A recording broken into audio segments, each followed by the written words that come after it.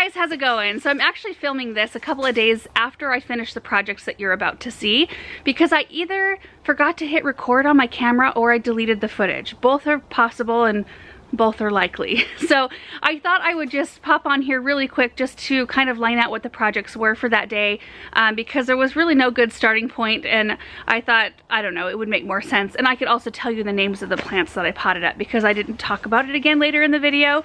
So the whole point, it was a beautiful day out. It was sunny and it was warm, and I wanted to work out here in the greenhouse. I did a bunch of organizing and I lost all of the footage of me actually eliminating a whole table in here. You can see the tables. We had one right here, and I organized a bunch of stuff and cleaned it up to where I could just open it up in here a little bit. The grouping right here is the thing that I potted. So I'm gonna get close on the plant so you can see what I've got there. This primrose is a Belarina cream. Isn't that the most gorgeous thing? And if you get really close and don't look at the leaves, it's like, oh, is that a David Austin rose? I just love these big, full double flowers, and in this creamy yellow, so beautiful. The daffodils here are a shorter, more petite growing daffodil called Minnow, 6 to 8 inches tall, and you can see they're just full of buds. So once those start to bloom, that's going to be really gorgeous. And then there is a anemone called, I think it's Harmony Orchid. I did not save a tag. I wish I would have. Hopefully it shows in the video at some point. But as the day progresses, these flowers open up a little bit more, so they're kind of more flat. But I just was craving that bright color. And then I had one heuchera that's not looking too hot. I actually need to get some leaf shine out. See what our hard water does to stuff? See how the leaves just kind of take on that whitish look? That's hard water. If they get any water from overhead, it's such a bummer. Anyway, this should start perking up and looking really good toward the end of our 10-day forecast. It looks like temps in the mid 50s and we're going to be above freezing, so spring is coming. I also worked on potting up the green globe artichokes and the ornamental crane kale that I had started in the studio. So anyway, I hope you guys enjoyed this video. I'm sorry for kind of the weirdness of how it was filmed, but that just happens sometimes. Thankfully not all the time. So enjoy!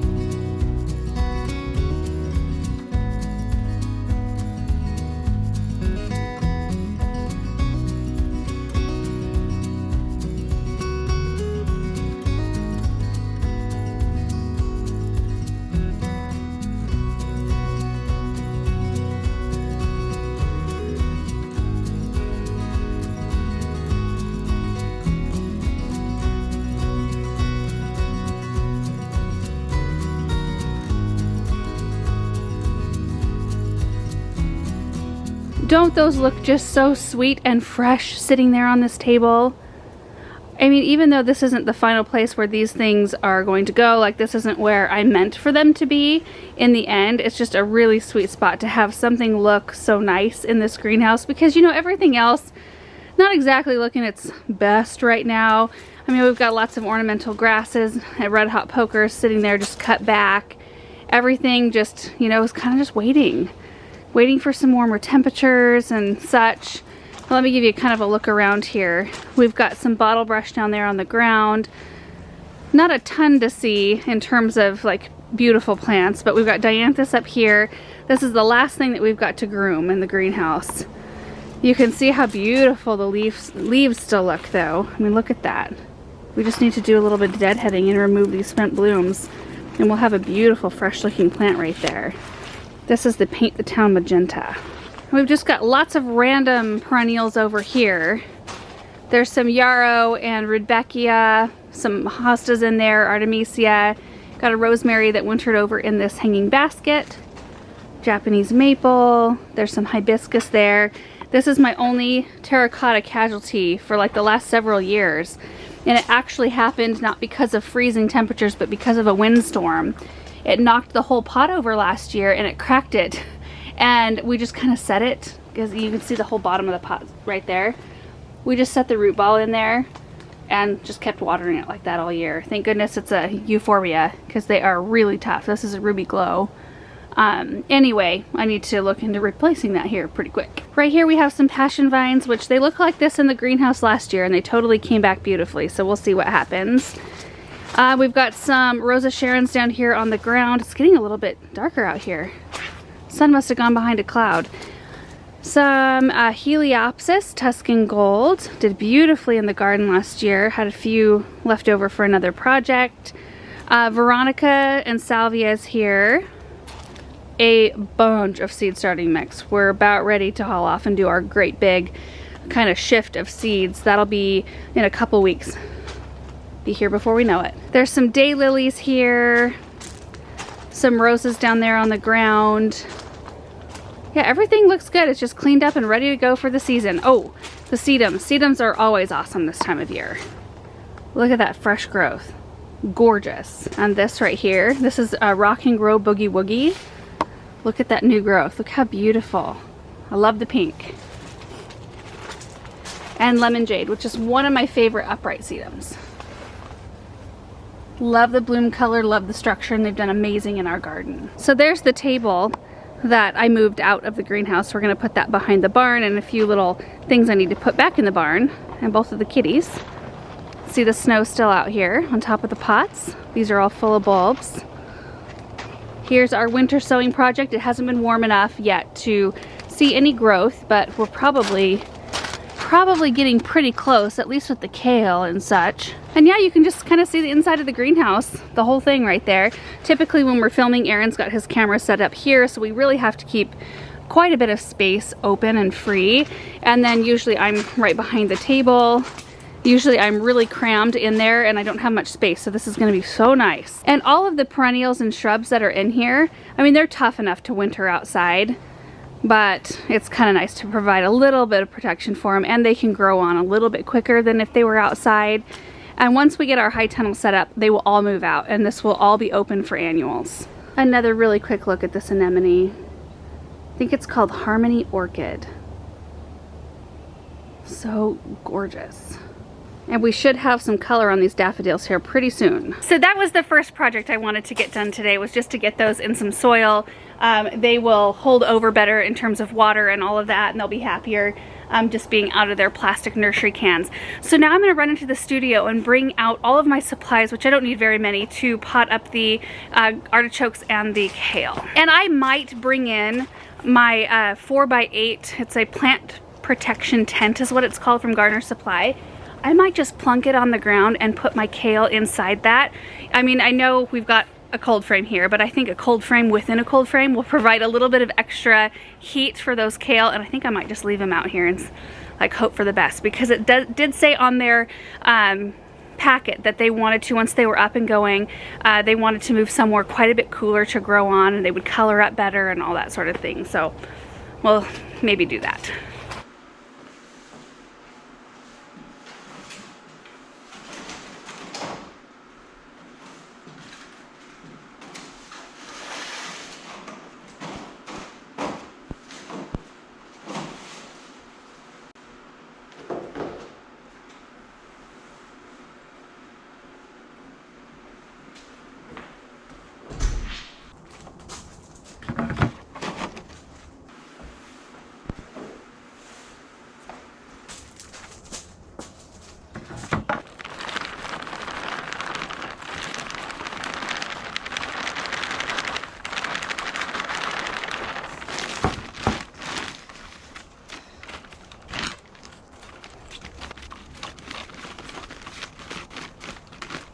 Alright guys, so before I take after getting all of these planted, I just kind of wanted to talk through a few details. So you can see this is what I'm using. These are pansy nursery cans from last spring. I used them, well, I bought pansies, of course, and planted the pansies in the garden and just saved all of the cans, rinsed them out, and then I planted up like all my foxgloves and delphiniums into these and sweet peas last year, and they were so awesome because they come with these trays, and once they're out in the greenhouse I don't have to worry about water running out, because the water will just, like, if there's excess, it will run down onto the ground, which is fine. So these are 12 per tray, which I've got 24 of the kale. This is what the seedling looks like right here. See if I can get it to focus on the roots. Look at how beautiful. So healthy. And these I didn't really thin. I actually wanted 3 per cell, which some of the cells ended up with 3. They just pop right out. This one's got 3 right here. And these are meant to grow with a long stalk, and then they get like this really beautiful little ornamental, almost looks like a cabbage on the end. And then you can use them for arranging, and that's the whole point of why I wanted to grow these. So these are the crane white right here. Now I did deal with a little bit of aphids. I don't know if we can see some remnants here, probably. See some little aphid bodies in there? I'm not sure. I took after them with this. Boy, I need to clean my stuff. You can tell my hands are always super dirty when I'm dealing with anything. Insecticidal super soap, I just kept up on it. I had to spray them, I think, just twice. And then I will show you too on the artichokes. I'm still dealing with a tiny bit of aphid. You can see those little dots on the back. Those are aphids, but it's pretty much taken care of for the most part. I did sequester these though. They went into quarantine. They just were moved away from the rest of my seedlings when I noticed that happen. And that's what I do. I just move them to a different spot, hit them with some spray. I stay natural or organic as much as I possibly can. That usually handles the problem. So we'll just keep a close eye on these for the next little bit to make sure we don't have any reoccurring problems. But I doubt we will on these because they will be out here in the colder temps. At this point, I can also graduate all my seedlings up to the regular potting mix. They don't need to be in seedling mix anymore because clearly, like, their roots are loving their life. They're doing really well. They look great. They don't need like a super lofty blend. I want something that's gonna hold more moisture. So anyway, I'm gonna pot all of these up, and then I'm gonna run and grab my dome, and we'll get them all arranged here in the greenhouse.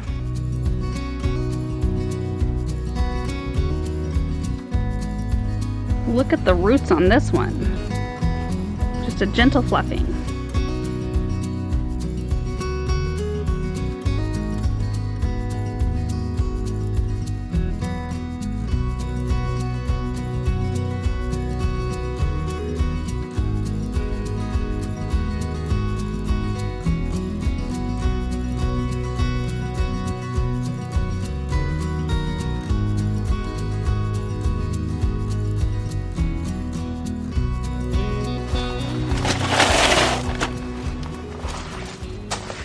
I forgot I had this greenhouse cover over my elevated raised bed that I planted the cocktail garden in last year. This is a far more appropriate size than the 4x8 for my 2 little flats of cabbage. But I just figure any extra protection I can give these plants, the better. And I did go ahead and spray them one more time with insecticidal soap since I'm moving them out here where there are other plants. And I will water them in today before I tent them up. Now all we have to do is plant up the artichokes, and I did start some last year. They're typically not winter hardy enough to withstand our winters. I don't know though. This winter we haven't been very cold. I mean, it's been in the high teens, the lowest it's been. So they might survive, I'm not sure, but I thought I would go ahead and start some more anyway. And I don't grow them as much for the artichokes as I do for the structure of the plant. I love the way the plants look and the blooms look. Last year though, I did start some in the winter sowing method, and those did really great. I started some inside as well. Those didn't do quite as good. They were bug magnets, as are these this year. They got aphids inside. These got aphids in the plant studio already. Nothing else has bugs in there, nothing. So the cabbage and the artichokes were the only things. So anyway, something to be mindful of. But even though I started them in the spring, I did get artichokes, or I got a artichoke off of one of them last year. So I thought that was pretty neat. So these will plant up and move back into the studio.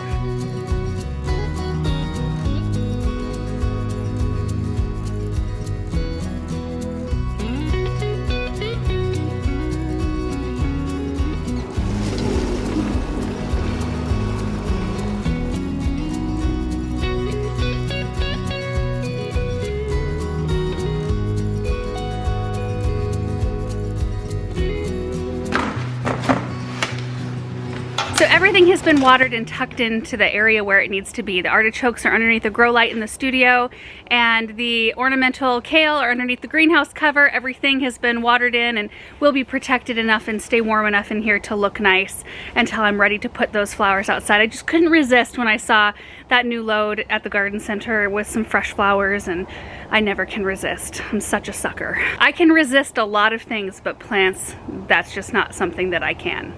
I lack that ability. And then as far as these containers go, right here, These are what the kale and the artichokes were in. I'm going to be sanitizing those in a 1 part bleach to 10 parts water solution because they had bugs in them. Typically, like, you should do that for everything. You should be sanitizing, rinsing everything, cleaning everything between uses, but I don't do that. If it hasn't had a bug or hasn't had a fungal issue or a problem of any kind, I just toss the soil or whatever, spread the soil out somewhere in the garden, and then pot something new in it. And that's even what I do with like the pansy containers that the kale and artichokes went in today. There was nothing wrong with anything that was in them last year, and they've sat empty for months until today. So anyway, but if I have a like known problem like the aphids, I'll go ahead and sanitize the containers they were in, and that's just a good practice to maintain, at least on stuff like that. So next up, we're going to be tackling sweet peas. I was planning on doing that like over a week ago, but I decided I wanted to get some root trainer containers. I wanted the long, skinny, they're not like really skinny, but they're longer and they accommodate sweet pea root systems a lot better than the shallower containers do, and those should arrive by the end of this week. So I'm planning on doing that hopefully before February is out, and then we'll do our next big shift of seeds starting here in a couple weeks in March. So anyway, I hope you guys are having a great day. Hope you enjoyed this video, and we will see you in the next one. Bye. So it got down into the low 20s last night. Let's see how the cabbage fared overnight in this greenhouse cover. Oh, we're looking good. Awesome.